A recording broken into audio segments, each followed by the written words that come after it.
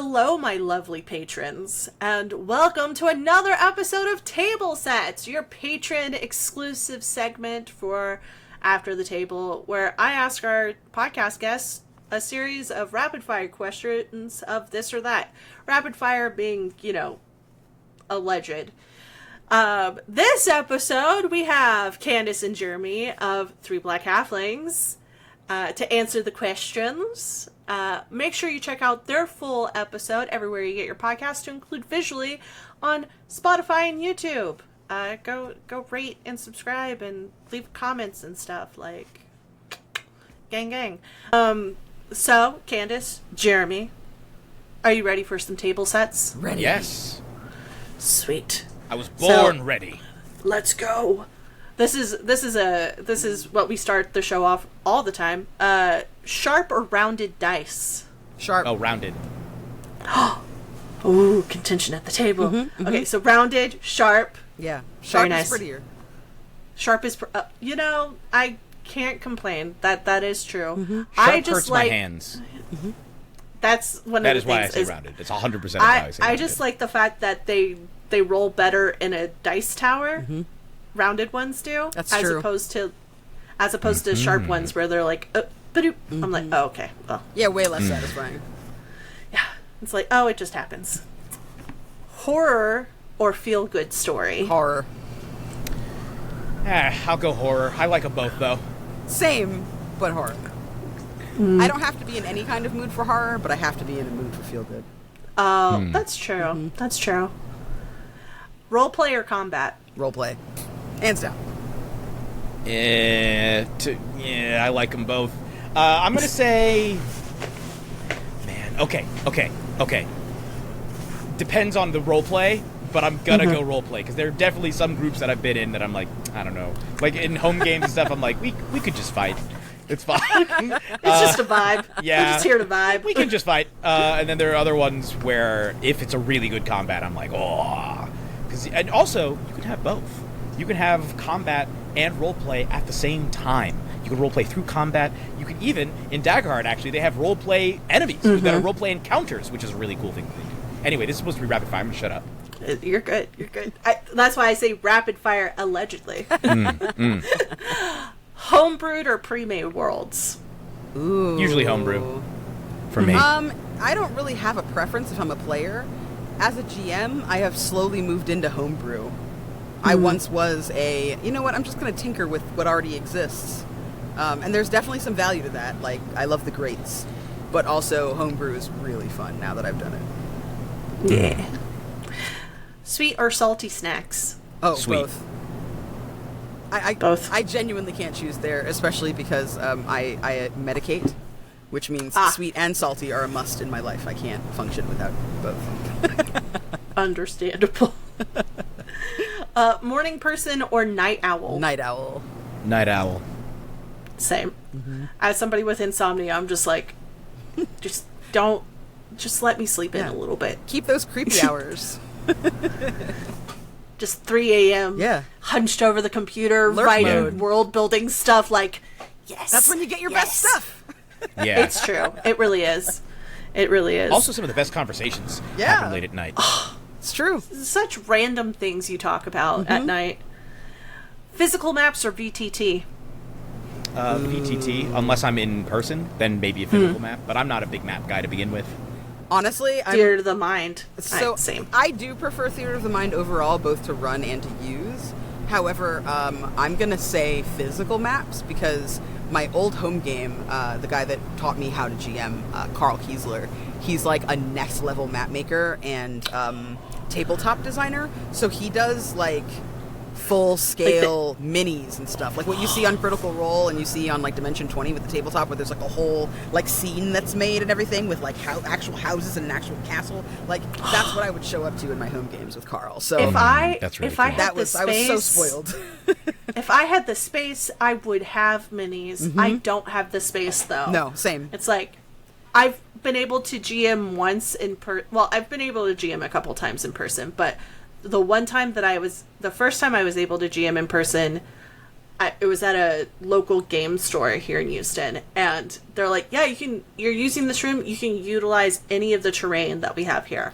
And I got to set up like a little swamp town. Ooh. And like, it's like, oh, is this what it feels like to be a real GM? Yeah. Oh, how nice. Oh, the energy is probably amazing. Yeah, that's great. I was like, oh, it was so great. I was like, you see your little guys? Yeah. They're here. Terrain can be very, very cool when done well. It's like, heroes or villains? Villains. Heroes. Any favorite hero or villain in pop genre? Oh. Yeah. So my top in like my pop top culture? my top three, because obviously everybody's usually talking about Disney. My top three, hands down. Number 1, Madame Mim. Number 2, Ursula. Number 3, Maleficent. Those are my babes. Number 4, Dr. Facilier. And then number 5, I'd have to probably give a shout out to Jafar. I thought you meant TTRPGs. And in TTRPGs, I usually prefer the heroes to the villains. Strahd. However... Yeah. Lady Strahd, who's not an incel. Lady Strahd. In pop culture, though, some of my favorite heroes would be... I really like superheroes, so my favorite superhero would be Spider-Man. I also love Superman. Trying to think of another hero from something that I've really, really enjoyed. Most of my favorite movies actually are very morally ambiguous. Now that I'm thinking about it, I'm like, like Michael Corleone, not really a hero. Nobody's really a hero in that. You know, like a lot of my favorite stuff, it's just not very heroic. I'm trying to think. You know who's a cool character that I really like is Evelyn? Is her name Evelyn from Everything Everywhere All at Once? Yeah, I think so. I think her name's Evelyn. I really like her. Yeah, she's great. Everywhere All at I wouldn't Once. say she's a hero though. She feels heroic to me by the end. I feel like she comes around, the way she comes through for her daughter. I feel like that she steps up as a mom, and I feel like that feels heroic for me.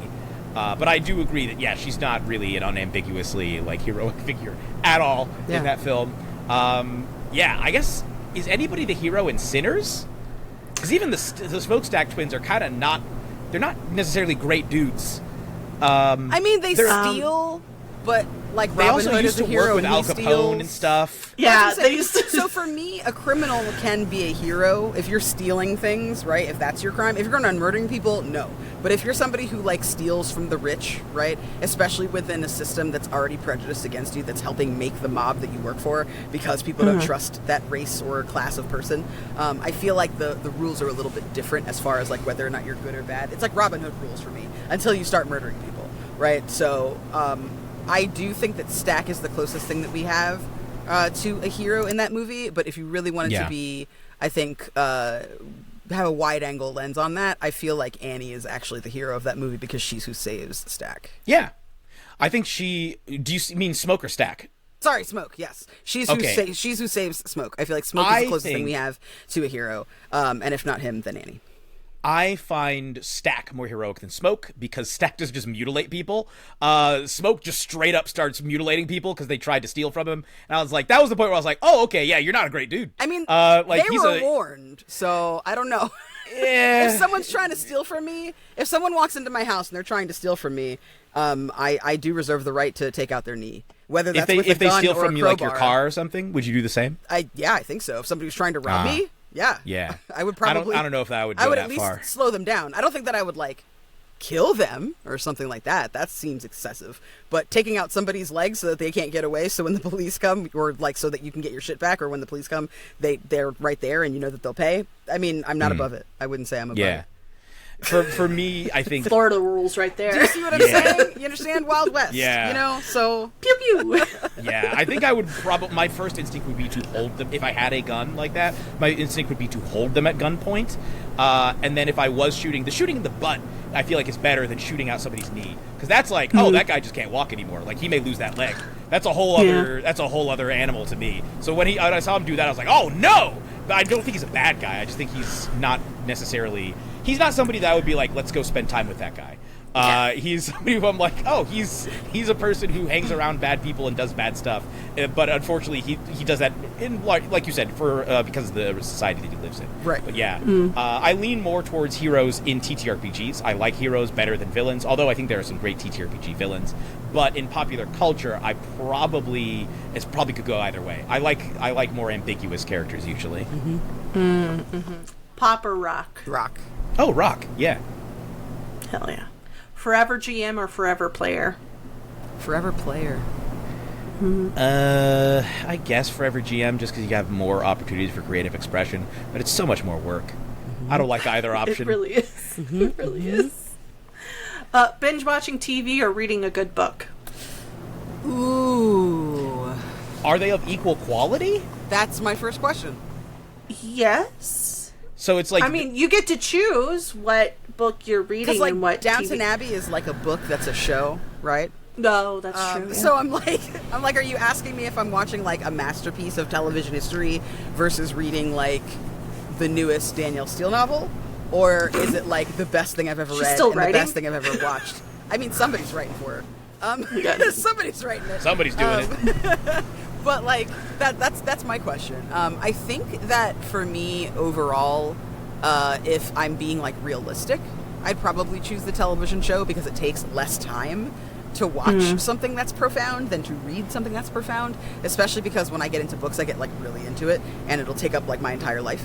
But I do prefer books to television shows. I would lean the same way, where if I read a book and I'm really into it, then it just takes up all of my time. Whereas I think a TV show is easier to watch and then like pick up, Pause. Yeah, I can put it down. Yeah, I've been recently watching Gurren Lagann, for example. That's a really good show, and I feel like that's excellent. But I would also enjoy reading a book. It just if I'm reading a book, I lock in. I'm like, all right, let's do this, and I'll do it for hours. Yeah. So yeah. I've done that way too many times. I'm like, oh, I'm done. What time is it? 3 a.m. Yeah. I also have to be careful with video games. The same thing happens to me a lot with video games. Oh, so I I have to be agree. really Yeah, careful especially with those. story-based ones. Yeah. I'm gone. That's me with Minecraft. I'm just like, let me get building. What time is it? Oh no. Yeah. The hyperfixation is real. So real. Physical or digital books? Physical. Ugh. Digital. Digital are horrible. Digital. Oh no. Control F. You like the Control F option and Yeah, that can be being really able to nice. search. Yeah, and also just taking up less space. I used to have, I still do have tons of physical books, but they just take up so much space, and I just don't enjoy that. Physical I don't books enjoy. do take up a lot of space, but it's called decoration. It's true. For me, I just look at the book cabinet. I see the sagging shelves, and I'm like, this makes me feel bad. I don't like This. this is the case. You gotta reinforce those shelves. Yeah, that's the first thing I do when I get a new bookcase, because I also put my toys on there. Like I accessorize my bookshelves. So like there's areas where comics are, and then there'll be like little like vinyl toys and like little like resin toys that I have of those characters next to the stuff. So like for example, there's like a 2-shelf Star Wars system in my house that has like a bunch of Star Wars books, some Star Wars coloring books, some Star Wars toys, a lightsaber, some little meeple Star Wars thingies, pretty much all of our Star Wars shit. It doesn't fit all on one shelf. It's just the 2 shelves there that have the books and the combination with the games and stuff and the puzzles. But like that shelf had to be reinforced a few times because it's a lot of stuff. See, I don't have to reinforce a PDF. That's all I'm saying. No, but a PDF does make your eyeballs feel weird and it doesn't smell good. My eyeballs feel fine, thank you. That's good. I'm glad for you. I'm thrilled that you can read your PDF. That's beautiful. If I had an iPad, maybe I'd feel differently. Like iPads are easier for me because it feels more like a book. But when I'm just looking at a computer screen, I'm like, this is not book shaped. I don't understand. This is a website. This is not a book. Nerd or geek? Nerd. Nerd. Online or in-person play? In person. Online is a lot more flexible and more convenient, but there is a special magic that is easier to access, I find, when in person. Yeah, I agree with that. Coffee or tea? Tea. Coffee. Oh, what's y'all's drinks of choice? I'm a floral junkie. The other day I went I had someone gave me a gift card for Starbucks. I try not to spend my own money there, but somebody gave me a gift card for Starbucks, and it was my birthday, so I had like a free thing anyway. And I was like, ooh, okay, I don't mind. It's a free You're day. taking money out of their pockets. Let's do it. Yeah. And like apparently you can get as big of a drink as you want to. So I had gotten, they just finished having like a lavender foam matcha latte. And I was like, that sounds very sexy. I love floral things. So I got a London Fog latte, which is like Earl Grey tea, and like a little pump of vanilla with the lavender on top. And it tasted like I was having the most garden of drinks. It was awesome. It was so floral. I was like, nobody else would enjoy this but me, but I'm having the time of my life. My breath smells like the fancy area at Macy's. I love it. I don't really drink a whole lot of hot drinks in general, but I generally prefer coffee to tea. So I don't really have a favorite drink or kind of coffee. Okay. I just generally, when I have them both, You're like the coffee better than I like the tea. I like them both, though. And you're British. How could you? Yeah, I don't know what to tell you. I'm from, It's okay. but I'm British by way of the Caribbean, so I guess that explains it. Yeah, but Jamaican people like tea. Right, but I think they have really good coffee in Jamaica, specifically, That's if I true. remember correctly. Yeah, their coffee's pretty solid. That's fair. Dungeons or dragons? Dragons. Is it the hoarding thing, or is it they're just so cool? They're really They're so cool. They're a little sexy as well. Like Tiamat, mommy, step on me, please. So good. 5 heads. What a beauty. Oh my gosh. And how we end all of our table sets, indie or commercial TTRPGs. Indie all the way. I don't like having to pick. I know. guess indie? A lot of my favorite TTRPGs are commercial, so I don't know. But I guess indie, just because I think it makes for a healthier scene in the long run, because you have a wider variety. And then some of them will inevitably become commercial. That part. Like what happened with the indie rock revival. At some point, some of those things are going to break out, and those will help solidify the scene as a whole, I think. Hell, Those, I and feel those like help that's. anchor it. I feel like that's Daggerheart for sure. Savage Worlds, especially because the creator of Savage Worlds works at both D&D and Paizo. That felt from jump. That's very much felt like a very commercial TTRPG, but their community is very indie. And like the way that people make content for their games is indie, so I feel like they have a nice kind of marriage of both. And I'm looking at Daggerheart like, yeah, that's like probably going to be the next big guy, just seeing how accessible it is, and how huge the fan base that they have already kind of built into just themselves as a company. So I feel like what you're saying, Jeremy, very much rings true. Even things that feel indie, sometimes it's by necessity have to go commercial to kind of water the rest of the plants, so to speak. And kind of grow with the community in general. So, yeah, heck yeah. Well, that has been Table Sets. Thank you, my lovely patrons, for dealing with me in general. And us. We're also here. Well, Thank you for dealing with just us. Yes, dealing with all of us.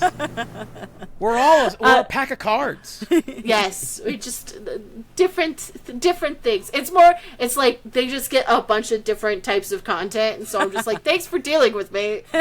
Here's some weird ass content for you.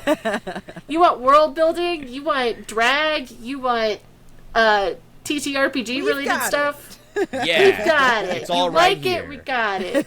But yeah, thank you so much. Thank you for subscribing over here. Tell your friends. Tell your partners. Tell your whatever. I don't know. Tell people. You can find all of Candace and Jeremy's and the 3 Black Halflings links down in the little description. Anyways, I love you guys very much, and I will see you on the internet. Goodbye!